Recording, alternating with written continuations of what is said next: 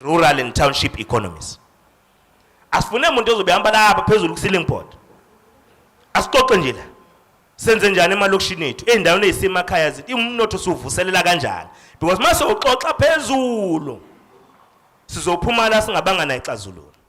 So uphuma la sibuye simisane emgwaqweni sithi hey kodwa mfowethu nenzani njengomasipala ulungise kanti akufuneki umbuzo uthi nenzani fanele umbuzo uthi senzani because we as a collective will take decisions. Now you need to commit yourself to that. So there will be great expectations from the residents of eThekwini that here we will come up with solutions to the challenges faced by our aspiring entrepreneurs who struggle to gain access to the mainstream economy. Ladies and gentlemen, data from Statistics South Africa, which was released on Tuesday, paints a glim picture about the rate of unemployment in our country. The statistics indicate that unemployment rate is currently sitting at 34.9%. And KwaZulu-Natal is among the 3 hardest hit provinces as a result of the July civil unrest. Manje ke le platform ezohlala ingaxoxa ukuthi siphuma kanjani lapha. Sicathi sizohlala sibukane nje mase sidle lunch mase siyagoduka. Sizoba nengxaki. We need practical solutions to this challenge of unemployment, of poverty, and inequalities.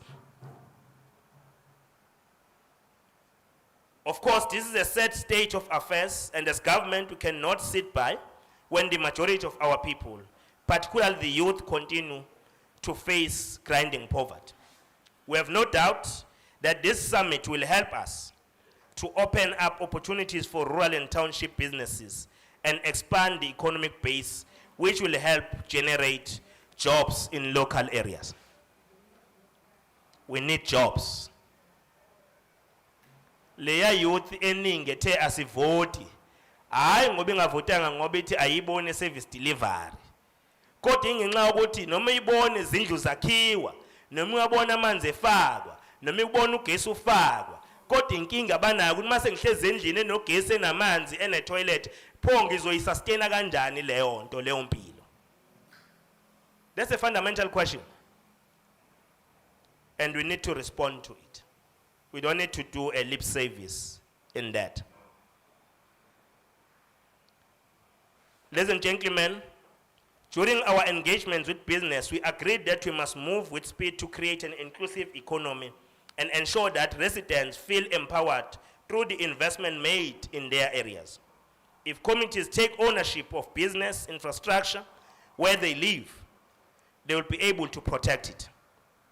Therefore, when we get out of this summit, we must have a plan on how we are going to engage big businesses in our areas with a view of supplying it with the material that is required for them to produce. Kunezinto ke ifuna ukuthi ngabe sithi azihambe siyozitadisha ukwenza ukuthi umnotho usushinga.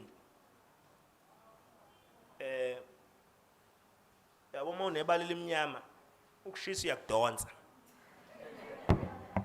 Kahle hle mamthiwa nginento ekuthiwa ukushisa wena usukuyidonsa leyo. Kodwa ke anginankinga ke ngoba ibhathi liyakhulula futhi uJobe useshilo lasokhumula manje.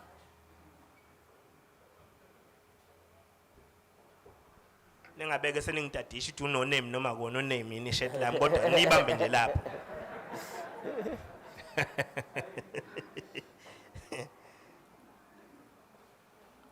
So, colleagues, we came up with the mayoral 10-point plan.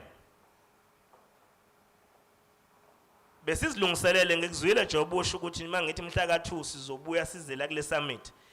Besinakho nokuzilungisela ukuthi in case singabuyanga umeyo yongena amana afike nje aqhube lapho sigcine khona ngoba we call these points mayoral 10-point plan.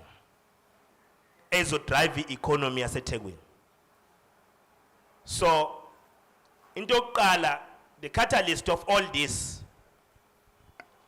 is that social solidarity economy must be implemented and must be implemented now. Asikwazi ukuhlangana kanje. Sibe nale summit. Kusha unyaka ozayo siphinde siyohlangana. Kodwa kungabonakali impact yale summit. Radical socio-economic transformation. So kulo 10-point plan, sithi radical socio-economic transformation must take and must find expression now, which must be driven at its core phase by rural and township economy. Secondly, we are saying we can't push all these programs without having an institutionalized mechanism to make sure that whatever decisions we take, they are well informed, they are going to respond to the plight and aspirations of people of eThekwini. So therefore we establish eThekwini Economic Council. It is operational. It has got its own work streams. Because the economy mofuni kuli yaseThekwini, all sectors of economy, whether in manufacturing, clothing and textile, logistics and transport, finance, construction, and many other sectors. Ocean economy. So you should have clear plans. Not a plan ahlobisile ngoba kuzukhismusi. But ama plans with clear timelines. Ama plans azothi thina njengeTheku ake sibuyele emumva lo 34% of unemployment. Siyothi thina ethi ipunching akanani la.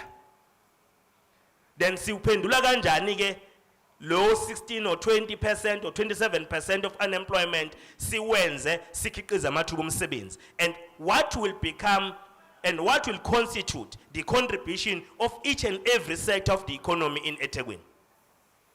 So akekho kumuntu ozobe nhlanhlatha nje la jwa uyasebenza.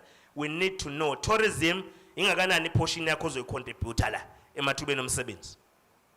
Manufacturing kungakanani ozokuproduce la. But you can't do all that if you also do not have a mechanism of measuring your performance. That's why we establish a jobs creation, skills revolution, and catalytic projects war room in the office of the mayor. Because umsebenzi wayo nakuyona ukuzotheorize. Yona ithatha wonke lama plans asekhona imonitor ukuthi le i-advanced kanjani, le i-advanced kanjani, sikhiqiza amathuba omsebenzi eThekwini. So asatheorize ke thina manje. Mhlawumbe uthi ngigcine kuthiwa kuxoxwa ngokuthi ama plans athini, sesinawo ama plan eThekwini. Kahle hle sinayo manje eThekwini Economic Recovery and Reconstruction Plan, which we produced during COVID-19. But what will also constitute this 10-point plan is to ascertain that you revitalize and resuscitate economic activities in your port. You can't be a port city, but you are not industrializing and you are not producing.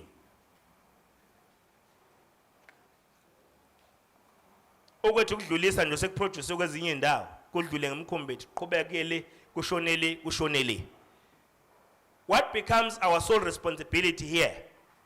Industrialize your communities.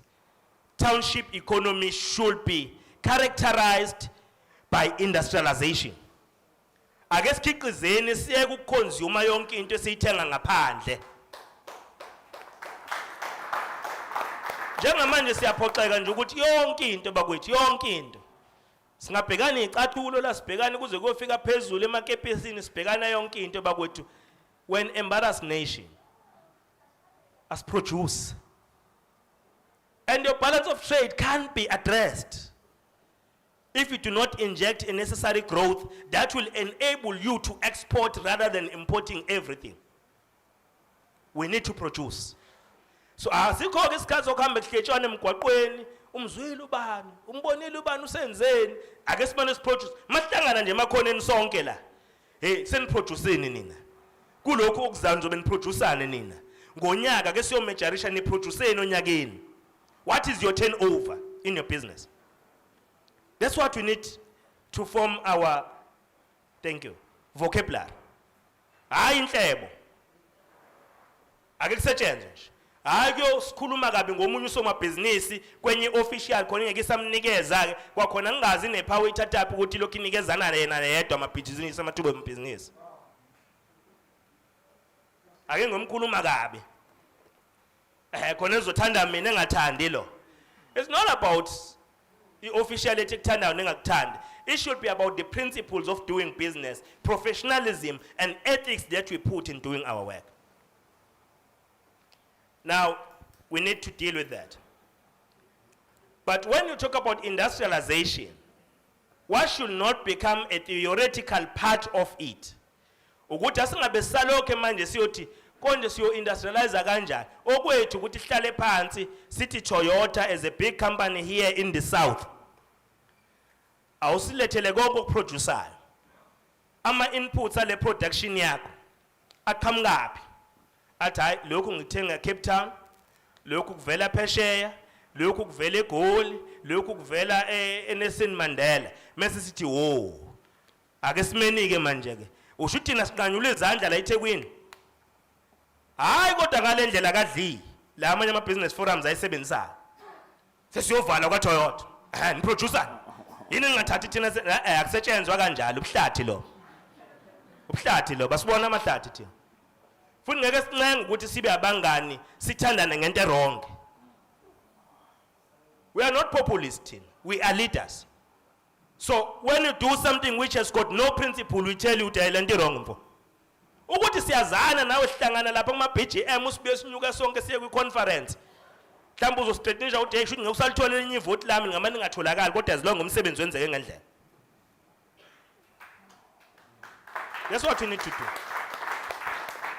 So I guess your producer, all these manufacturing companies in eThekwini, each and every one of them must have produced at least 1 or 2 mini manufacturing companies in township and in rural areas which will supply them here in the CPT.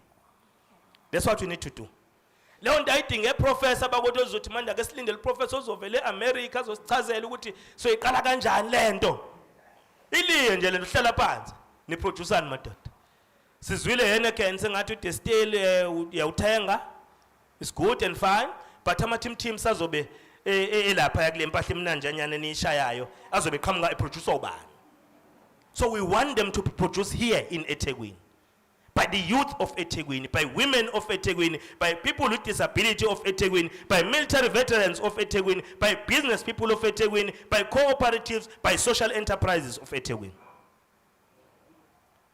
Hayi lento ukuthi yonke into soyenza ngoPTY Ltd nisixolele. Kukhona okunye fanele sikwenze ngama cooperatives futhi kube kukhulu. Ama cooperatives, they are not designed to deal with into catering. Nokusika utshani. Ngoba sesawa reduce to that level. Sengizohlala phansi.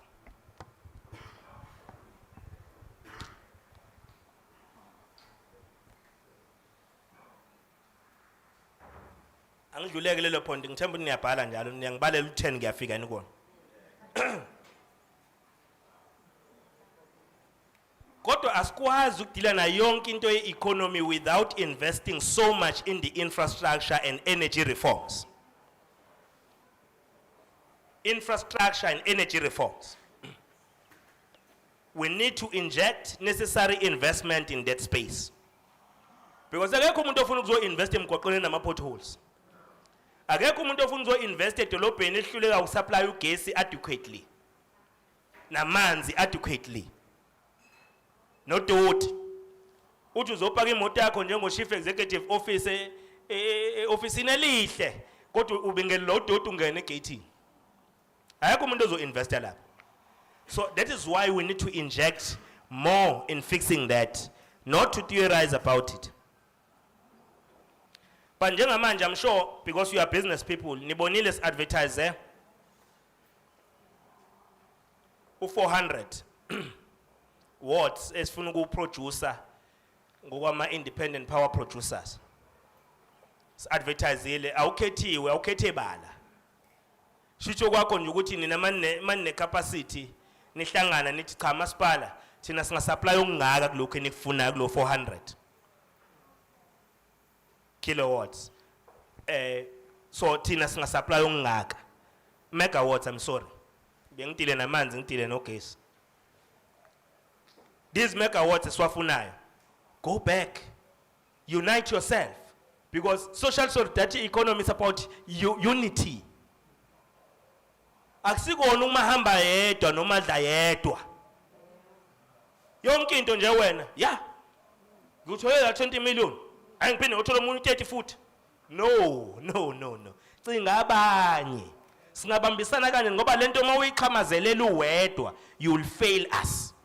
That is why sokunikeza icontact yomgwaqo namhlanje kusasa uyabuya usudlulekile ukuqeda umgwaqo. Imigwaqo ka transport eminingi imile namhlanje because sinikeza abantu bawile abantu. Bamba yonke indawo ufuna ukwenza imigwaqo u8 ngesikhathi esisodwa ngefinancial eyodwa. Kodwa uyazazi akanayo capacity. Uhambe ncike ebantwini. Siyolana laba sebeme kahle sebaceba kudala awungenzele ngikunikeza le project mina mawunginikeza u5 million kuphela kwinto ka 30 million ufuna u5 million kuphela. Ngoba ufuna ukusebenza uyivila. So let's change that. But we must also look at how do we support and create institutionalized mechanism to support emerging businesses in the city. Therefore, it necessitates that enterprise and supply development academy must be established now. We have already started plans to do that. Ngoba asinganifaki kwi deep end, mase expect ama wonders sinifake kwi deep end ngoba nisakhula. Asithi masikufaka lapha ya, we nurture you, we support you, we mentor you so that whatever you do, sazi ukuthi ekugcineni outcome will be what we expect. Manje sifike sinikeza amathuba nani nipaquzele futhi nani nibe umashamplane nifuna ukwenza yonke into nidle yonke into ngesikhathi esisodwa. After that we failed the system. So now we need to institutionalize that. It's part of the key interventions we'll be making. But masuba supportile abantu nama cooperatives, social enterprises nama business aid. Akwagcina ukuba supporta kuphela yabo lento ukuthi akona othandweni la udinga emotional support. La udinga imali ukuze wenze business. Awuthandweni noma imali ngangaphuma makhona nje emotional support. Bengalwike nami udadewethu la. Kodwa la business idinga imali. So we need to have clear funding mechanisms. But sesicheke thina eThekwini, I'm sure mani silandela kahle njengomasipala. Nibonile ukuthi silonche before the end of the term of office. Silonche i-Enterprise and Supply Development Fund. Nibonile lokho. Sesiyilonchile ke eThekwini. Shutha niyilandela indaba. Isikhona eThekwini. Njengamanje in the first 2 council meetings we must approve implementation plans. Yalezi zinto. Asafune official esazothi isafuna ukuzobuza ukuthi manje singayenza noma singayenzi. Sizoyenza. I-fund is there. And we have already started to lobby businesses in the city to support this fund. Meeting yami no CEO bama business lapha eThekwini nama chambers. Ayibayi support lento yokuthi i-ESD fund mayengeza ukucoordinator ingafakwa kwi-pool, it won't make the necessary dent that we want it to make. So therefore, kuma infrastructure program, kuma manufacturing programs, le mali akube yiye sothi mase sithe Toyota lokhu sekuzoproducewa la eMlazi, eMalukazi, eNgonyameni, eFolweni, kwaMakhutha. Mase sivumelane ngalawo ma items, this fund must then be injected to assist these local businesses to produce that. Establish that manufacturing, then they start producing. But nakhona haya amavili ungangene businessini mawivila. Business alifuna ivila yabo njengemoto, imoto ayisifuni isidakwa. Because isidakwa ngokwayo. Imoto before isuku iyaphuza. Ningenizwa soma abafethu be business yama taxi bethi sawuphuzisa imoto. Iyaphuza imoto ayikwazi ukusuka ingadakiwe. Then you can imagine imoto masiba nesinye isidakwa ke. So when you are lazy in business you don't succeed. You must become a workaholic. You must know your story. But you must also look at how do you save in business. Because business is not about ukhipha yonke into yabo. Zonke imoto uyayithenga khama ngayithenga uwe yonke into uyathenga yonke into uyathenga awuthenga nanama properties at least. Into esiyazi ukuthi at least accumulate value le. Manje lokhu kungiya depreciate uthenga namhlanje kusasa ukukhipha la egarage seyiphumela iveni. So we need to do that. So, but we are going to be repositioning our city to become the real smart city. I'm showing you my point. To become the real smart city. A real smart city, la nigen bone kono utesi akala skafiki la. Manje usuthi mawudlule ema library ethu, udlula kuma regional centers ethu umphakathi, uthola abantu bebaningi wazi kune protest evunguzayo. Akuyona protest, bafuna free Wi-Fi. And they are there to communicate. And they are there to tell their loved ones that they love them, how much they love them. Some of them, they are there to start searching for necessary information to open their businesses. That's what the municipality must do. We need to expand on these free Wi-Fi spots. We need to expand on the human capital center of excellence that we are building in this city. We need to build more. La koni youth engahambi manje yofuna umsebenzi, iyofuna ama forms e-shell house lapha edolobheni ku CBD. Mase ibuyele ekhaya iyowagcwalisa, mase ibuye iyowasubmit. How much do you spend on transport by so doing? Inkulu leyo mali. And imali ethathwa yokugcina, imali kaMama yokugcina impesheni. Now sebengena kulama centers ethu ba press button, they upload their CVs, they upload their certificates, they just apply without even going to shell house. It's happening here in eThekwini. Mawungakakuboni wena ngekenze ngakini, akuvakashele kwezinye indawo, shone eClermont manje uzofika uyibone lento esishoyo. Shone eThongati uzofika uyibone lento esishoyo. Shone eHammersdale uzofika uyibone lento esishoyo. We need to expand on that. Because akuphila impilo yebhathini manje. Yabo, impilo yebhathini. That's why nami ngingaphathanga amaphepha mangizokhuluma nani. Phela ngake manje iqale lento yokuba ismart city no mayor, ubhezi uphethe uxhaxo ngaka le speech. Uloka donsa nje 1 2 kuze kufike 15 uyakhuluma. No, we need to change the way we do things. The fourth industrial revolution is here now. It doesn't require abantu abayisabaya bathi hey izoqeda amathuba omsebenzi, but we must mitigate so that when we get involved and intensify it, it doesn't shade away jobs, but instead it complements the creation of jobs. That is our sole responsibility. Now, let's take advantage of our SEZ, special economic zones. Ngeke ube usomabhizinisi la eThekwini ungazi ukuthi kune SEZ lapha eDube Trade Port. Awukabike usomabhizinisi. Because that SEZ must assist you to start exporting. That SEZ. So if unifuna ngasekhaya ukubizwa nizochazela ukuthi yenzani iDube Trade Port, ngona kumane kwenzeke njalo job. Ababizwa. Akhanjwe kuyochazwa. Because we must take advantage of what we have already created. In the very same vicinity, there are new industries that are coming there. Some of them have already been constructed. Kuza ihotel elisha futhi elu 5-star nakhona, isibhedlela esisha private, ama IT companies which are really having a keen interest to invest in that spot. So let's do that. Now, enyeke into esizoyibheka lapho ukuthi eAfrica, because if you want to be part of the global supply chain and be competent in that space, start by building a solid foundation here in Africa. Play your ball here. The Africa Intra-Trade has started to do something for that, in that regard. So let's take advantage of that. All these free trade agreements that we are signing, let's take advantage of that. All those who have signed deals, la Pagwe Africa Intra-Trade Fair, those deals must be adhered to.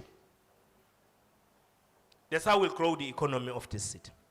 So therefore, we are going to become the first host of Africa procurement in Durban, here in Durban, in South Africa, in Africa.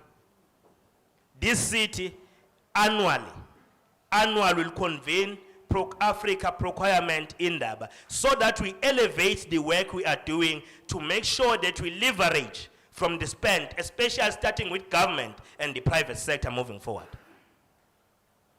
Cape Town yaziwa nge-mining indaba. IGoli yaziwa nge-investment summit. iThekwini izokwaziwa ngani? Nge-Africa procurement indaba. People will descend here in our shores. Sizoxoxa nje ukuthi uhulumeni uguqula kanjani amathenda akhe ne procurement yakhe ukuthi ikwazi ukuphendula idingweni zokufaka abantu abakhishole ngaphandle kwezomnotho ku mainstream economy for isikhathi eside. Sesihlale ngaphandle isikhathi eside bakwethu. And uba umdlalo omuhle mase uhlale ngaphandle isikhathi eside. Ake sinikeze ithuba lokudlala kuvulwe iground manje. Inkinga iground belivaliwe. Uthi uyavela shawe ikhanda. Uthi uyavela ku construction kuthiwa hey phethe thina la. Kuthiwa bayekeleni beyofuna amathenda. Kodwa abanayo imishini bazofuna iplant ikuthina. And so escalate ama prices so that benga afford. Mase bebuye bezosinikeza leyo umsebenzi. That thing must be thing of the past.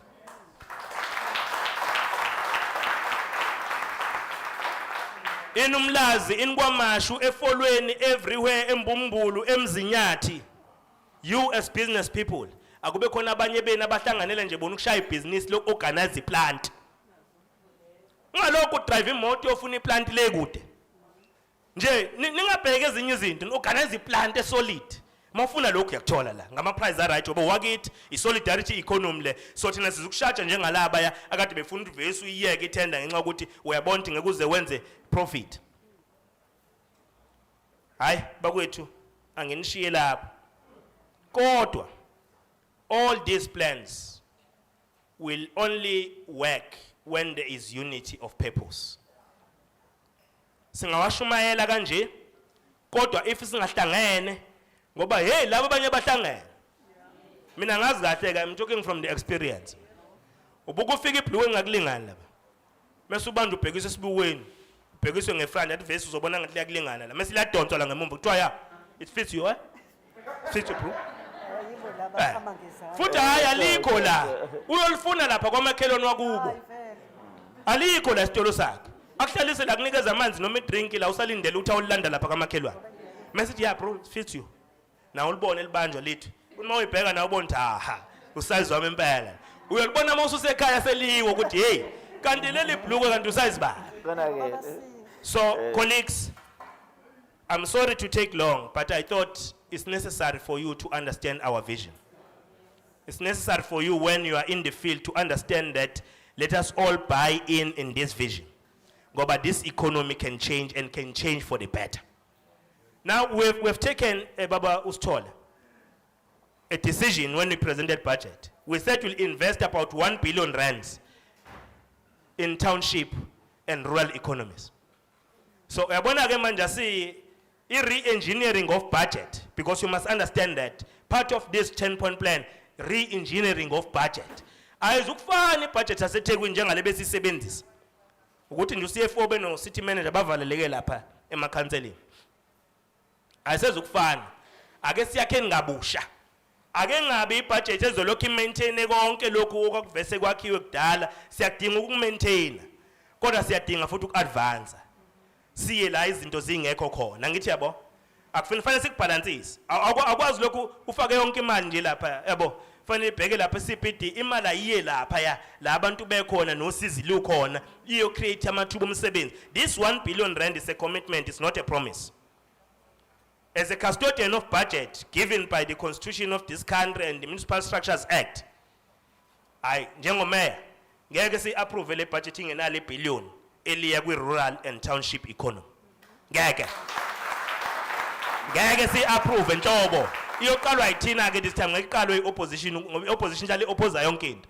Thina sothi le mayengakabi nalo la billion eliyolungisa township economy and rural economy asikakhuluma lutho. That's what we need to do. So we wish you everything of the best. We are committing ourselves to work with you. Thina ka sesatshiswa sifuna ukusebenza. Sivule office lapho kwakunosida khona. Na ubona ama office kaSida. Sivule office lapho. So wonke umuntu oku business forum ozosengathi kune unfairness ne injustice eyenzakalayo ngakubo makuthiwa kunama contract noma kunezinto ezenziwayo akasayike manje emagate enkontraka. Leyo nto must come to an end. Akekho umuntu ozolindela ukuyovala amagate manje. uJohn kuphela ovula amagate. Thina sifuna manje ukuthi wonke umuntu aye kulela office, then thina njengohulumeni sikwazi ukuhlanganisa abantu bendawo, hlanganisa ibusiness, sibatshene ngestrategy sethu sikamasipala se-radical socio-economic transformation, izinto ixazululwe in an amicable way. Hayi lento kuhambe sihlekisa ngesizwe, ngezizwe ezinye. Yonke into kuyovalwa ka-defy. Defy, sifuna niphume nonke la, up until sithole u-3.5 million wethu. That is extortion, and that thing, ilento ethiwa nonsense. Nonsense. So now we can't co-govern with criminals. We need proper business forums, business people who apply professionalism and work ethics in their space, then they must come and work with us. Those who are defying us, those who still want to make use of mechanisms,